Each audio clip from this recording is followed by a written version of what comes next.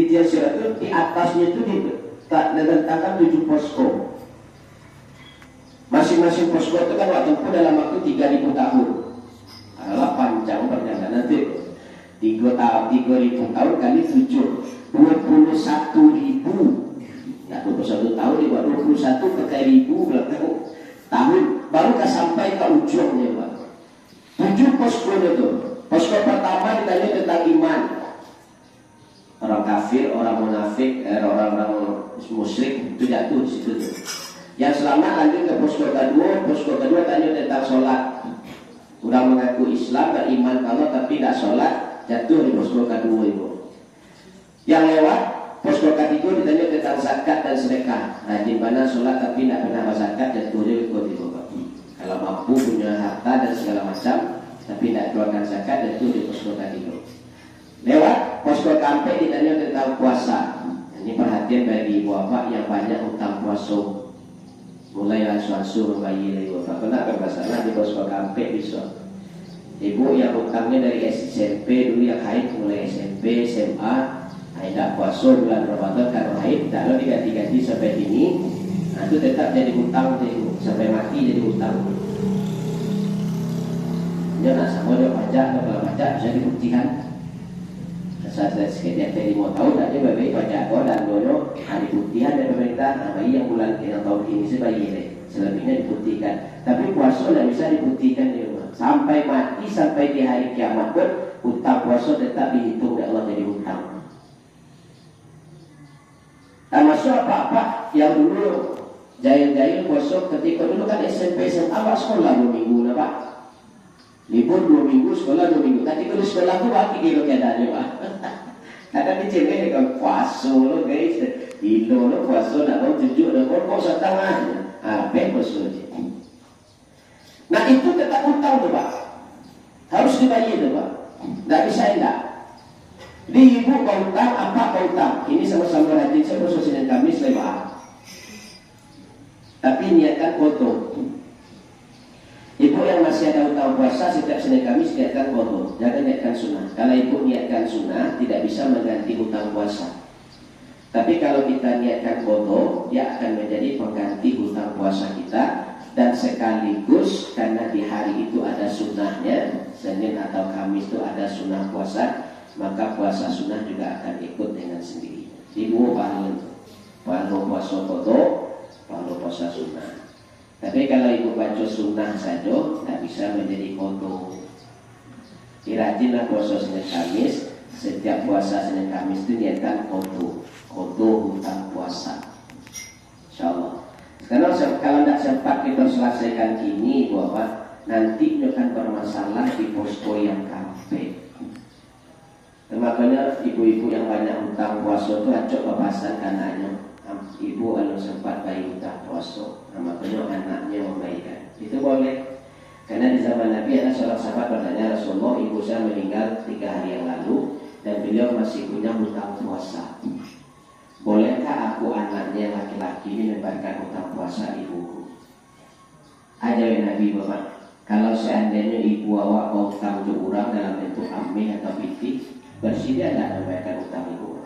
Bersedia Rasulullah, karena itu hutang. Biar dia tidak bermasalah nanti di akhirat. Kalau hanya hutang harta benda dengan manusia, kau mau membayarkan hutang ibumu, apalagi puasa ini hutang ibumu dengan Allah, bayarkan. Maka anak boleh membayar hutang puasa ibunya. Jadi kalau ibu masih hutang puasa, kok kemeningkan pasal membayar hutang, dan karena manusia, karena laki-laki, karena anak laki-laki yang jarang membayar hutang kalau dia rajin puasa dulu. Sebab kalau anak manusia itu ibu tak kancing, nak bayar hutang puasa ibu, tawa banyak loh. Kan dia mau tahu banyak itu dulu kan, itu masalahnya. Jadi kalau nak kita selesaikan di dunia hutang puasa kita ibu bapak, nanti di posko kampe kita bermasalah. Karena dipertanyakan di posko kampe itu masalah puasa. Di hutang-hutang puasa dan diselesaikan nanti di situ. Nah bagi yang selamat maju ke posko yang kelima ditanya tentang haji dan umroh. Bagi yang belum pernah umroh apalagi haji, tidak sempat sampai kini karena keterbatasan fisik atau ekonomi dan keuangan, maka kata Nabi masih bisa kita dapatkan pahala yang sama supaya selamat di posko Kalimo dengan dua amalan. Pertama, suruh. Bunyi hadisnya begini, man sholat tasubhi fi jama'atin aw fil masjid. Jadi kata Nabi, siapapun yang sholat subuhnya berjamaah atau berjamaahnya di masjid. Di berjamaah itu maksudnya di rumah. Yang berjamaah di rumah ini tidak semua orang bisa mengambilnya, kecuali orang-orang yang sudah tidak sanggup lagi datang ke masjid untuk berjamaah, seperti orang tua yang sakit tidak bisa ke masjid, atau orang yang lumpuh tidak bisa datang ke masjid berjamaah, atau orang yang kena stroke. Karena bisa sholat kasurah ke masjid berjamaah. Dan mereka boleh sholat di rumah dan masih bisa surut dengan catatan sholat subuhnya di rumah itu berjamaah. Nah, itu maka kata Nabi, man sholat tasubhi fi jama'atin aw fil masjid. Dia berjamaah di rumah itu kategori orang yang memang tidak sanggup lagi ke masjid, boleh. Tapi syaratnya sholat subuhnya berjamaah. Dikecek kalau orang putih itu tidak sanggup ke surau itu lain. Amak atau apa bisa sholat suruh nanti, tapi tolong berjamaah dulu. Kojo cucu, kojo anak, kojo siapa. Nah, boleh hanya berzikir, berdoa atau baca Quran sampai suruh masuk. Nanti suruh di rumah boleh. Pahalanya sama, karena dia memiliki keterbatasan dan usul. Tapi bagi kita yang masih sanggup ke surau, ibu apa? Suruhnya di surau. Datanglah subuh itu berjamaah ke surau, kemudian tidak keluar masjid, tidak meninggalkan masjid sampai waktu suruh itu masuk, kemudian sholat sunat isyraq 2 rakaat, pahalanya setara dengan haji dan umroh. Itu yang menyelamatkan Pak besok di posko Kalimo. Nah, kalau yang tidak sanggup juga dengan suruh karena keterbatasan keadaan, pekerja atau sekolah dan segala macam, maka bisa dengan amalan kedua, kata Nabi, membaca doa tawaf. Bacaan tawaf 3 kali menjelang tidur. Maka ini salah satu nasihat Nabi ke Aisyah. Aisyah, jangan engkau tidur sebelum engkau haji dan umroh. Apa yang dibaca kata Nabi? Baca bacaan tawaf 3 kali sebelum tidur, pahalanya engkau sudah menjadi haji dan umroh sebelum tidur. Tapi pahala sebenarnya Pak, urang lu haji dan tidur. Kalau yang di Paulo Pak Haji katanya. Apa baca tawaf itu Pak? Subhanallah, walhamdulillah, wa la ilaha illallah, wallahu akbar, la haula wa la quwata illa billah. Baca itu 3 kali sebelum lalu, pahalanya sama ibu apa haji dan umroh kalau. Jadi berlakunya kalau saja. Jadi yang tak sanggup haji, yang tak sanggup umroh ini secara fisik atau keuangan, masih bisa kita selamatkan diri kita nanti di akhirat itu di tiga suatu dengan suruh atau bacaan tawaf 3 kali menjelang tidur. Kalau selamat masuk ke posko ke-6, ditanya tentang wudhu dan jinabat, maka sempurnakan wudhu setiap kali wudhu. Poin pentingnya ketika menyempurnakan wudhu itu 4 saja: wajah, tangan, kepala, kaki. Karena ini yang rukun. Yang rukun yang 4 ini.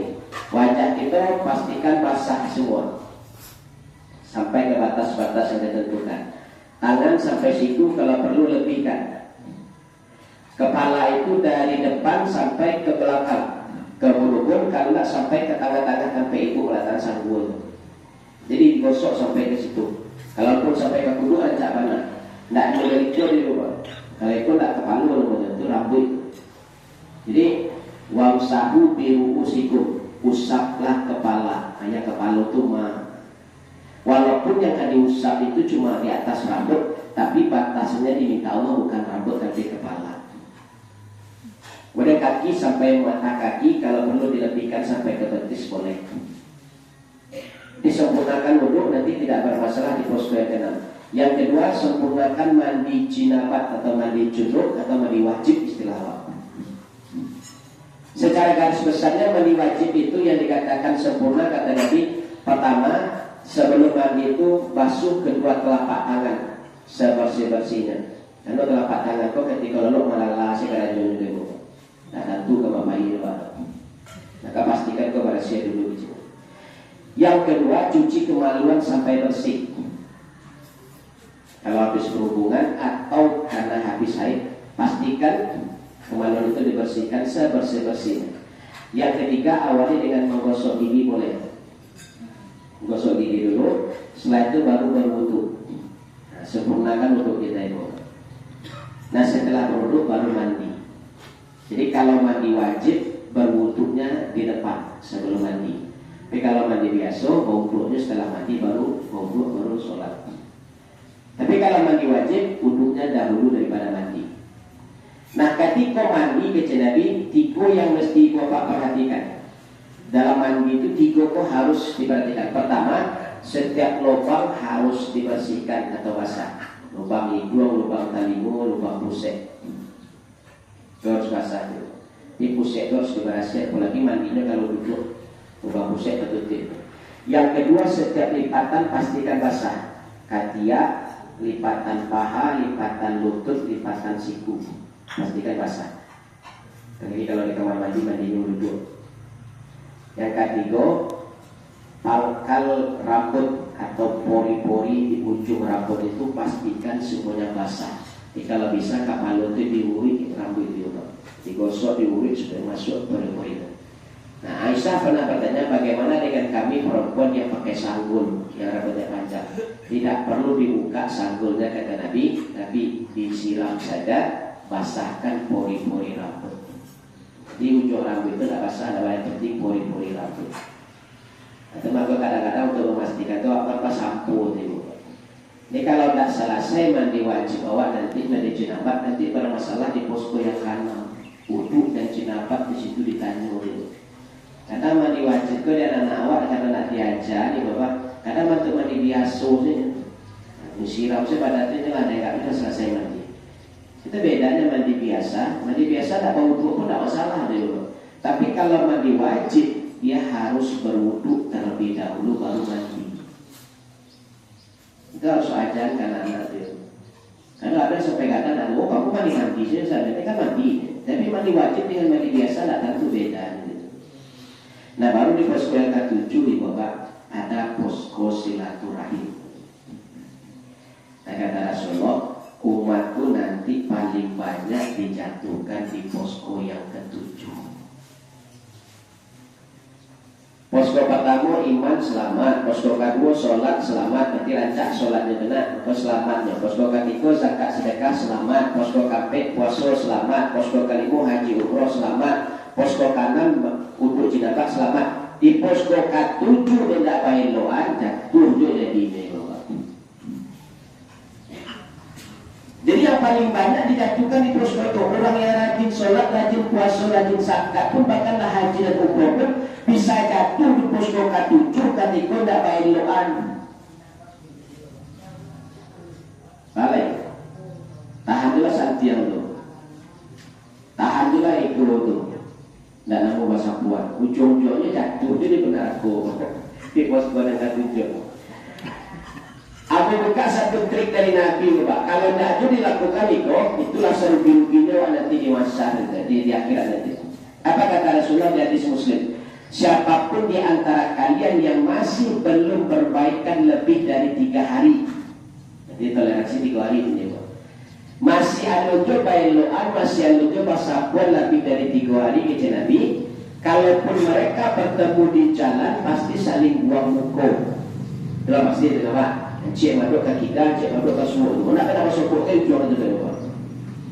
Nah kata Nabi, siapa di antara mereka yang berani untuk memulai mengucapkan salam, Assalamualaikum Pak, Assalamualaikum Bu, langsung Allah terima amalnya yang selama ini ditolak. Dan Allah anggap inilah damai dengan mengucapkan salam.